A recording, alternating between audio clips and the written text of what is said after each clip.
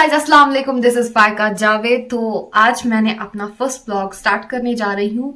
मेरे दिमाग में काफ़ी मुद्दत से ये ख्याल आया था कि मैं किस चीज़ को लेकर के व्लॉगिंग स्टार्ट करूँ। तो finally I have got an idea today कि मैं किस चीज़ पे जो है व्लॉगिंग स्टार्ट करूँ। तो मैंने सोचा, जैसा कि आप ऐसे कुछ लोग मुझे जानते होंगे कि basically I am a journalist and मैं जो है रियल कश्मीर न्यूज़ पे एंकरिंग करती हूँ। बीइंग एन एंकर, मैं बहुत सारे जो टूरिस्ट स्पॉट्स है कश्मीर में, मैं कश्मीरियत को रिप्रेजेंट करती हूँ। मैं कश्मीरी ट्रेडिशन, कश्मीरी कल्चर को रिप्रेजेंट करती हूँ। बेसिकली रियल कश्मीर न्यूज़ पे दो शोज चलते हैं मेरे, Dastani Kashmir and pride of Kashmir, जिनमें मैं जो है टूरिस्ट प्लेसेस यानी कि कश्मीर के जितने भी टूरिस्ट स्पॉट्स हैं उनको रिप्रेजेंट करती हूँ, कश्मीर को एक्सप्लोर करती हूँ। एंड दूसरी तरफ से प्राइड ऑफ कश्मीर में अगर बात करें कश्मीर के टैलेंट की, कश्मीर के उभरते हुए सितारों की, चाहे वो आर्टिस्ट की बात की जाए और डांसर्स की बात की जाए, सिंगर्स की बात की जाए, या फिर जिसमें भी जो भी टैलेंट होता है, मैं कोशिश करती हूँ कि मैं आपके सामने लेकर आऊँ। तो आज मेरे दिमाग में एक अमदा आइडिया आया था कि मैं अपनी व्लॉगिंग जो है एक ऐसे पॉइंट से शुरू करूं जिन्होंने कश्मीर को अपनी पोइट्री से नवाजा है, जिनकी पोइट्री कश्मीर की अगर हम बात करें पूरे वर्ल्ड में बहुत ज़्यादा मशहूर है, वो बहुत ज़्यादा छाई हुई है। अगरचे वो रहलत कर गई है, लेकिन फिर भी जगह जगह पे उनको लोग याद करते हैं, हर एक कंट्री में उनको लोग याद करते हैं। और ख़ास करके कश्मीर की वो कहते हैं क्वीन है, नाइटिंगेल ऑफ कश्मीर है। जी हाँ नाज़रीन, इससे आपको अंदाज़ा हो ही गया होगा कि मैं किसकी बात कर रही हूँ। मैं बात कर रही हूँ द वन एंड ओनली हबा खातून की। हबा खातून की लाइफ हिस्ट्री के बारे में थोड़ा सा जानेंगे कि हबा खातून जो है उनकी बायोग्राफी क्या थी, वो कहाँ पे पैदा हुई थी, उनका इतिहास क्या था। तो सबसे पहले जो हबा खातून है वो पुलवामा में, यानी कि पुलवामा डिस्ट्रिक्ट में एक सैफरॉन टाउन, जी हाँ पामपोर की बात करी, पामपोर के एक छोटे गांव से बिलोंग करती थी। तो बचपन से ही कहा जाता है कि किसी ना किसी इंसान में अल्लाह ताला ने बहुत हुनर दिए होते हैं, कुछ ना कुछ तो दिया होता है। तो फाइनली उनमें एक टैलेंट था कि वो सॉन्ग्स गाती थी, वो बहुत से सुरीले गाने गाती थी, और she was interested in poetry. वो बहुत शेर व शायरी में अपना जो है आला मयार रखती थी, उन्होंने पोइट्री स्टार्ट की थी, वो गाने गाती थी। तो कहा जाता है कि वो 16th सेंचुरी में पैदा हुई। कश्मीरी ट्रेडिशन को लेकर के, कश्मीरी जो कल्चर को उस ज़माने में मद्देनज़र रखते हुए उनका नाम जो है जून रखा गया। जून यानी जून का अगर माने हम जानेंगे तो जून का मतलब है मून। कहा जाता है कि वो बहुत ज़्यादा खूबसूरत थी, तो उनकी खूबसूरती को मद्देनज़र रखते हुए उनका नाम जो है जून रखा गया।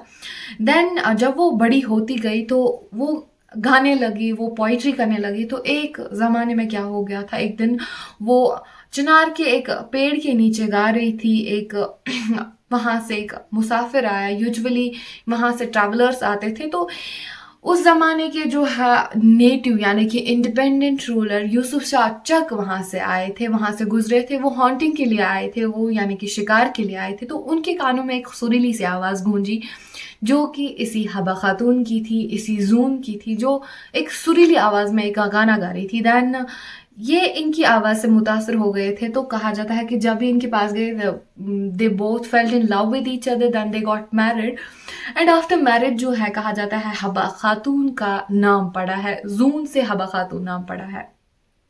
देन क्या हुआ था कि Yusuf Shah Chak being an independent ruler, being a native ruler, उनको बहुत सी मुश्किलात का सामना करना पड़ा। देन उनको कहा जाता है कि एक वाक़या ऐसा है कि उनको अपनी ही आर्मी के साथ सिविलाइज्ड वॉर हुआ। देन उन्होंने एक मैसेज भेजी, एक पैगाम भेजी उस ज़माने के यानी कि जो मुग़ल एम्परर थे अकबर को आप सब लोग जानते होंगे। उनको एक पैसेज दिया कि आर्मी वो भेजे ताकि वो भी अपने डिफेंस में कुछ कर पाए। लेकिन जो ही उन्होंने आर्मी भेजी तो उन्होंने तब तक अपनी आर्मी के साथ, यानी कि जो उनकी आर्मी थी जिनके साथ उनका वॉर हुआ था, तो उन्होंने अपनी आर्मी के साथ समझौता कर लिया था। उन्होंने अपनी आर्मी के साथ जो है सुलह कर लिया था। देन उन्होंने उस आर्मी को वापस भेजा बगैर किसी को बताए हुए। तो देन इस बात पे क्या हुआ, अकबर गॉट एंग्री। तो उन्होंने गुस्से का इजहार करते हुए उनको दरबार में बुलाया था, लेकिन फिर भी यूसुफ शाह चक जो है वहाँ पे नहीं गए थे। तो अकबर उस ज़माने के मुग़ल एम्परर थे, तो उनको बहुत ही ज़्यादा गुस्सा आया। देन उन्होंने 1 लाख की तादाद में कश्मीर आर्मी भेजी। जिस सिलसिले में क्या हुआ, यूसुफ शाह चक ने बगैर किसी खून खराबे को, वो नहीं चाहते थे कि कश्मीर में खून खराब हो, देन वो उनके साथ खुद गए थे और उनको वहाँ पे इम्प्रिजन कर दिया गया, उनको वहाँ पे कैद में रखा गया दिल्ली में। देन उनको बिहार सेंड किया गया। बिहार में कहा जाता है कि किसी ने उनको जहर दे करके मार दिया, तो वहाँ पे उनकी रहलत हो गई। कहा जाता है कि उन्होंने अपने बेटे को भी वहाँ पे साथ लिया था। देन कहा जाता है कि एक ट्रेजिडिक स्टोरी है यहाँ पे कि जो हबा खातून है, हबा खातून जो है, हबा खातून उनसे बिछड़ गई, वो ये दोनों एक दूसरे से अलग होने लगे। देन हबा खातून ने ज़्यादातर लव पोइट्री की, यानी कि लव की शेर व शायरी स्टार्ट की है। वो गाने लगी थी, वो वैली के डिफरेंट पार्ट्स में गई, शेर व शायरी की, बहुत से कश्मीरी गाने गाए और बहुत से लोग उनसे इंस्पायर हुए। वो बहुत ज़्यादा मशहूर थी अपने ज़माने में। Then at the age of 55 वो रहलत कर गई और अथवाजन में वो आज भी दफन है, उनका मज़ार जो है अथवाजन में है। देन बहुत सारे आज भी इट्स 21st सेंचुरी नाउ, और आज जो लोग हैं, आज जो यूथ आगे आ रही है, जितने भी यूथ है जो शेर व शायरी में इंटरेस्ट रखते हैं, जो पोइट्री में इंटरेस्ट रखते हैं, वो हबा खातून को जो है अपना रोल मॉडल समझते हैं। कुछ बच्चे, बहुत से बच्चे जो है उनको अपनी इंस्पिरेशन समझते हैं। बहुत सी बुक्स आई उन पे, चाहे कंट्री की बात की जाए, इंडिया में तो हर कोई ऑलमोस्ट उन्हें जानता है, और अगर बाकी कंट्रीज की बात की जाए तो बाकी कंट्रीज में भी अभी भी हबा खातून का नाम जिंदा है। कहा जाता है कि पाकिस्तान में एक माउंटेन रेंज है, वहाँ पे माउंटेन एक है, उसको हबा खातून के नाम से रखा गया है। और बहुत सी ऐसी जगह है जिनको हबा खातून का टाइटल दिया गया, हबा खातून के नाम का टाइटल दे करके उन जगहों को इनॉग्रेट किया गया है। बहुत से लोग आज भी हबा खातून को याद करते हैं।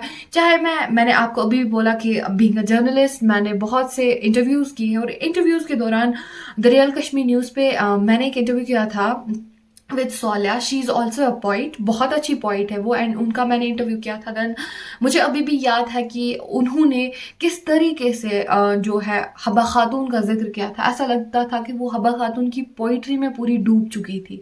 एंड लिटरली उन्होंने एक बात की कि मैं उनको इंस्पिरेशन समझते हुए, मैं उनके नक्श कदम पे चलते हुए जो है पोइट्री स्टार्ट कर रही हूँ। मीन्स उनमें वो अलग ही अंदाज था बोलने का, ऐसा लग रहा था कि वो हबा खातून की जो पोइट्री में है पूरी हो चुकी थी। तो हबा खातून के बारे में जितना ही कुछ बोले उतना बहुत कम है, बहुत कम है। मेरे अल्फाजों से महज ये तो जाहिर नहीं हो सकता है कि वो क्या मकाम रखती थी, लेकिन पूरे कश्मीरी कौम को पता है कि वो हबा खातून क्या थी, हबा खातून ने क्या क्या कंट्रीब्यूट किया है हमारी कश्मीरी सोसाइटी को। पोइट्री के फील्ड में उन्होंने क्या क्या दिया है कश्मीरी सोसाइटी को, ये आप सब लोगों को पता है। तो गाइस आई थिंक अब आपने शायद हबा खातून के बारे में थोड़ा सा जान ही लिया होगा कि किस तरीके से उन्होंने जो है अपना सफ़र शुरू किया था, किस तरीके से जो है उन्होंने पोइट्री स्टार्ट की थी। पोइट्री इस हिसाब से स्टार्ट की थी बिकॉज उनको बचपन से ही इस चीज़ में शौक था, पोइट्री में शौक था। तो अगले व्लॉग में हम कोशिश करेंगे बहुत से पोइट्स से आपको रूबरू कराने के लिए। तब तक के लिए आप बैठिए, अपना ख्याल रखें और मुझे दीजिए इजाज़त। और लाइक, कमेंट एंड सब्सक्राइब करना ना